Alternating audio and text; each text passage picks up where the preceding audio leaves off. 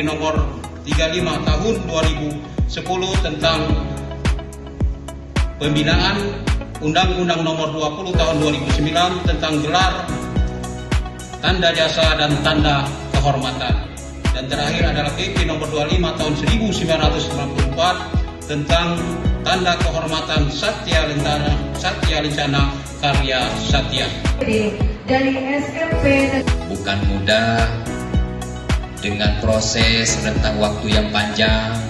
Kita sama-sama pegawai negeri, kami ingat betul mungkin ada dari golongan 2 atau golongan 1, terus berproses sampai 10 tahun, 20 tahun, dan 30 tahun.